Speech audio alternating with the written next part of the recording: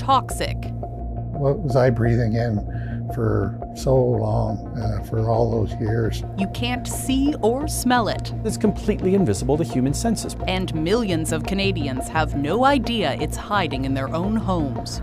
We're talking about radon, a radioactive gas that's the top cause of lung cancer among non-smokers. Research shows an estimated 10 million people across the country are living in houses with high amounts of radon, and the number of homes with dangerous levels has more than doubled since 2012. Scientists are trying to tackle this hidden threat to prevent deadly cases of lung cancer. The goal is to save lives, but as we found out, that's an uphill battle.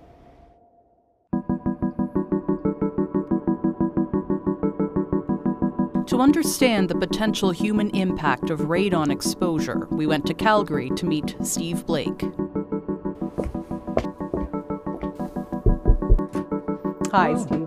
Hi, Lauren. How are you? Good. Until 2 years ago, Steve was at the top of his game.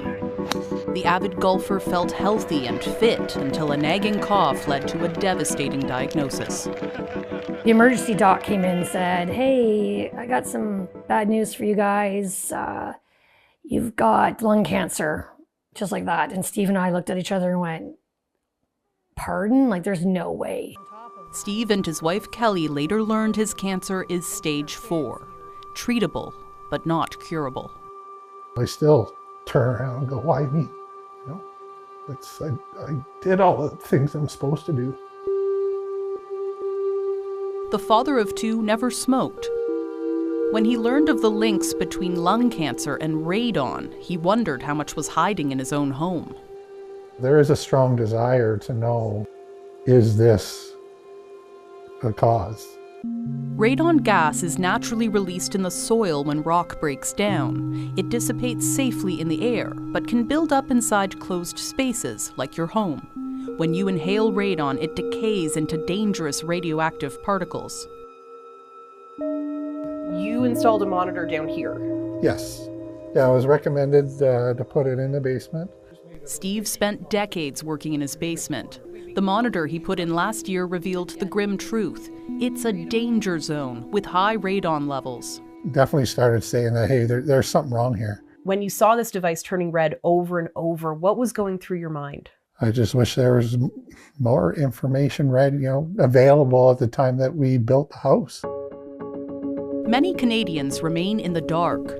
Health officials say 4 in 10 households are unaware of radon, even though radon-induced lung cancer is estimated to kill more than 3,000 Canadians every year. That's more than car accidents, carbon monoxide poisoning, and house fires combined. Nearby in Calgary, we visited a groundbreaking research lab where biochemist and molecular biologist Aaron Godarzi leads a national study on radon. Canadians are amongst the most radon-exposed persons on this planet. The team's research shows radon levels vary across the country, and no region is totally safe. 1 out of every 6 properties in Ontario and Quebec has concerning levels. The risk level increases to 1 in 5 properties in the Prairies and Northwest Territories, and 1 in 3 properties in the Atlantic provinces, along with Yukon and the BC interior, while the risk of radon is the lowest on the Pacific coast. The researchers didn't have access to any testing data from Nunavut. We can absolutely see the effect of it once it hits our lungs. It absolutely bulldozes the DNA of the cells it encounters. Godarzi showed us the dramatic damage to cells before and after they're exposed to radon. What we're seeing here, these breaks in the DNA, what does that actually mean for someone if this was happening in your body? What those mean are genetic mutations, and that is the cause of all cancers. In Canada and much of the world, lung cancer is the deadliest type you can get. Godarzi's team says most people can't access screening programs and get diagnosed far too late. If you've never smoked in your life, but you've had high radon exposure, you are currently not eligible. Researcher Dustin Pearson says we need to expand lung cancer screening to Canadians exposed to high levels of radon. But the key is finding a way to prove it by studying something most of us throw away: toenail clippings. It might sound a little weird at first, but there's a good reason for it. Pearson explained when you inhale radon, it turns into a type of radioactive lead, which is shed in slow-growing bodily tissues, like your skin, hair, and nails. Toenails have the least exposure to chemicals and cleaners. Now there's something in them that we can actually measure. The team is aiming to collect 10,000 toenail samples from across the country. They're processed in a special metal-free lab to prevent contamination, then analyzed inside this massive machine. The ultimate goal of all that work? Save lives, save healthcare dollars, and to reduce the overall burden of lung cancer in Canada. So what about all the houses across the country that could be slowly exposing people to toxic radon? The only way to know what's happening in your own home is to have it tested by a professional or by installing a monitor. So if someone has high radon levels, how much does mitigation work actually cost? Well, first, if you need to test, radon monitors are sometimes given out by regions for free. But if you're paying out of pocket, they can cost around $200. And the actual mitigation systems can be anywhere from $2,000 to $5,000, and sometimes much more. We tried to figure out how Canadians pay for all this and whether there's any government support. Ontario uses its home warranty program, while Manitoba lets you spread out costs over your hydro bill. But really, it's very patchwork. Most provinces don't have any grants or funding for radon mitigation, and there's no one federal program covering the whole country. We know that cost is a significant barrier to people actually taking action on radon. Sarah Butson is head of the Canadian Lung Association. She says charities like hers try to fill the gap. If you know that you can't afford actually mitigating on the other side of that, why test? Last year, Butson says the organization doled out around $150,000 to help roughly 100 households afford mitigation work.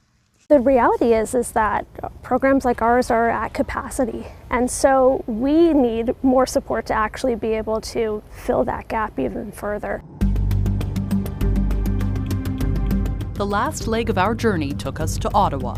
We brought a long list of questions for the experts at Health Canada. Hi, nice to meet you. Inside this lab, scientists like Pavel Makarski are working to protect more Canadians from the dangers of radon. We have the wide range of detectors that you can see here. You can see that they come in all shapes and sizes. The team tests out home radon detectors for accuracy inside this sealed chamber. Another device shows what happens when radon breaks down into alpha radiation.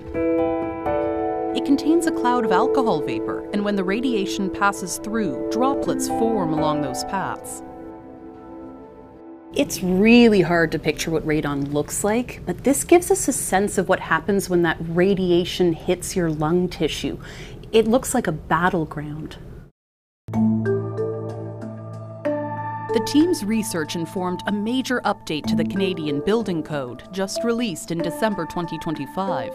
It now requires newly built homes to have a passive radon stack, acting like a chimney to funnel the gas outside. It's going to take a while because it needs to be adopted by provinces and territories, but long term, we are going to be building homes in Canada that have less radon in it. For Canadians who want to update existing homes, Health Canada's manager of radon outreach, Kelly Bush, says that's up to the provinces as well. We definitely want to see more provinces coming on board and having funding programs that are available to Canadians so that they can mitigate more easily. Without more awareness and support, many Canadians could keep living in homes with high radon levels without ever knowing it, just like Steve Blake. He's hopeful experimental treatments will extend his life, and he's now installing a radon mitigation system in his home, even though there's no way to prove what caused his stage 4 lung cancer. There's no test that they can, blood work, whatever they could pull from me and conclusively say it was your basement that gave you this cancer, it's the house that's going to kill you. Lauren Pelly, CBC News, Toronto.